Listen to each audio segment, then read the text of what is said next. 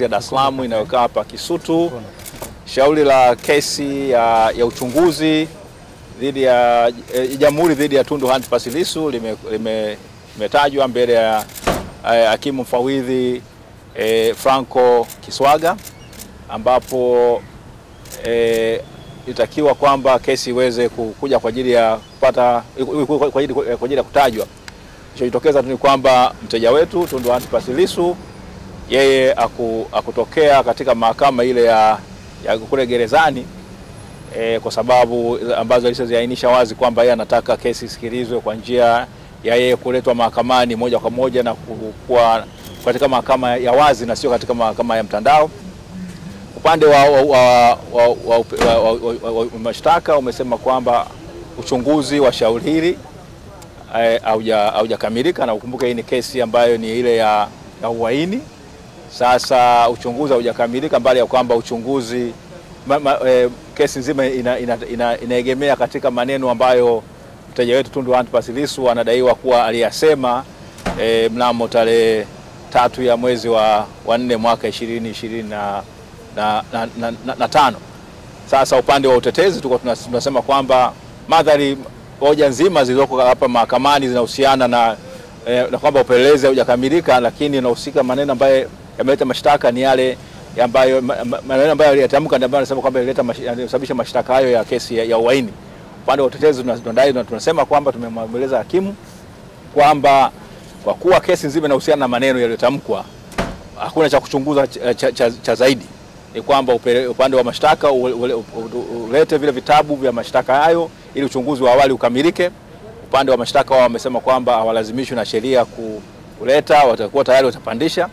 Lakini mwisho wa siku hakimu Kiswaga ametoa amri kwamba siku tunapokuja tena tarehe 19 ya mwezi wa 5 2025, upande wa mashtaka ulete maelezo kamili kwamba upelelezi umefikia wapi, na kesi haiwezi kuwa inaendelea kuwa inaahirishwa kwa ahadi za kusema kwamba uchunguzi haujakamilika. Basi kwa hiyo kesi hii itakuja mnamo tarehe 19 ya mwezi wa 5 2025. Tunategemea kwamba upande wa mashtaka utaleta maelezo sahihi kwamba upelelezi umefikia wapi, ili kesi ambayo inamkabili mteja wetu iweze kuanza na sisi tuweze kuonyesha jinsi gani mteja wetu hana hatia na kwani utaweza kujitetea, na mwisho wa siku wa Tanzania na wao vile vile waweze kuamua katika akili zao, lakini kikubwa zaidi mahakama iweze kutoa hukumu inayostahili. Asante.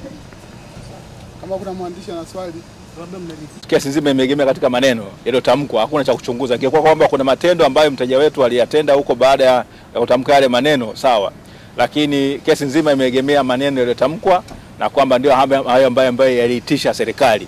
Kwa hiyo tunapenda tuje tuonyeshe jinsi gani serikali itatemeka kwa maneno ya Tundu Antipas Lissu ambayo anaambia wananchi kwamba waweze kuchukua hatua zinazostahili kupigania haki zao za kidemokrasia. Asante. Hebu niongezee kitu hapo. Pamoja na kwamba upelelezi unaendelea, lakini sisi upande wa utetezi hatujaridhishwa na hatua ambazo zinachukuliwa kwenye upelelezi wa shauri hili.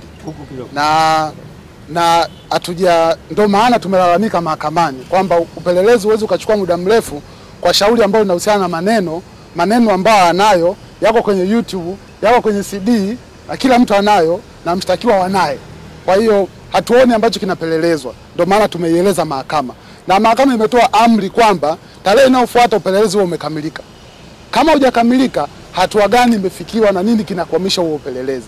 Kwa hiyo tunategemea tarehe inayofuata tutapata majibu sahihi kutoka kwa upande wa serikali, lakini pia mahakama itatoa maelekezo mengine. Lakini maelekezo ya leo ni kwamba 1, upelelezi ukamilike tarehe inayofuata.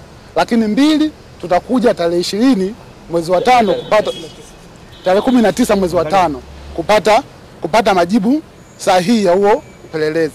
Lakini jambo kuu ni kwamba mahakama imeelekeza upelelezi ukamilike kwenye shauri ambalo linamkabili Tundu Antipas Lissu.